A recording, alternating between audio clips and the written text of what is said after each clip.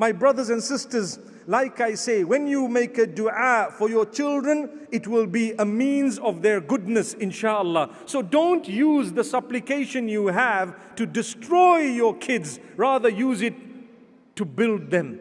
And then you get the supplication from your own children for you. Subhanallah. I would love it if my children made dua for me on a daily basis. And then we have those parents who've passed on.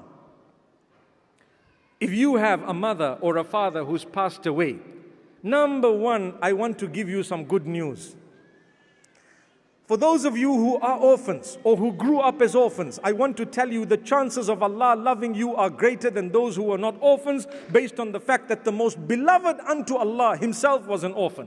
Allah chose for the one he loves the most that his father would die prior to his birth. And Allah chose for the one whom he loves the most that his mother would actually pass away in his infancy. So if you've lost your mother and your father, perhaps it's the love of Allah giving you an opportunity to succeed far beyond those who have both parents.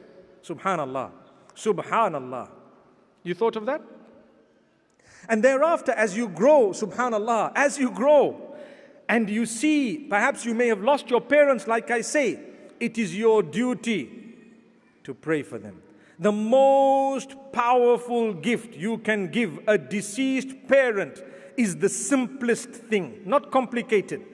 Not complicated. When people say, my father passed away, what's the best thing I could do to help him? The answer is the simplest thing, but shaitan comes to you and says, no, that's too simple. I don't think it's going to work. Why?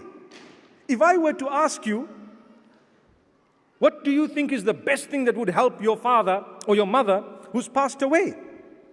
You probably would come up with a list of very, very difficult things. But the hadith says the best that you could do for those parents of yours under normal circumstances is to pray for them, to pray for their forgiveness. That's it. You pray for their forgiveness. Imagine I just say, oh Allah, forgive my father. He's passed away. Oh Allah, grant him Jannatul Firdaus. And you can repeat that again and again and again. No fixed number, no number of days that you need to do that for. It's just loose-ended and it's up to you how much you want to say it. The more you repeat it, the more your father's benefiting in the hereafter. What to do? Just to pray for them. Just to ask Allah's forgiveness for them. To ask Allah to have mercy on them. To grant them Jannah, etc., etc. That is the best thing you could ever do for those folks of yours who've passed on. But people say, are you sure? Just that? Yes. The problem with us, we're not used to supplicating, calling out to Allah.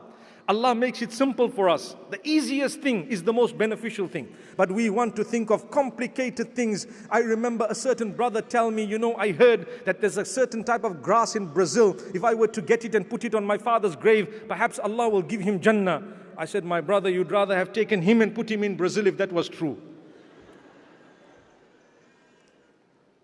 Allahu Akbar, I wonder where people come up with all this thing. May Allah subhanahu wa ta'ala grant us ease. Perhaps that father was into football. Allah knows. But my brothers and sisters, getting more serious, look at it. You want your parents to be happy after death. You should try to visit some of their friends. And try perhaps once in a while to inquire about some of the friends that they had when they were alive. The Prophet ﷺ has taught us this. Perhaps visit the old man your dad used to visit before he had passed away. And if you visit the old man, what will happen? You remember your father, you pray for your father, and you're actually doing a good deed that your dad had started off and he taught you. And then you will have your children do the same one day.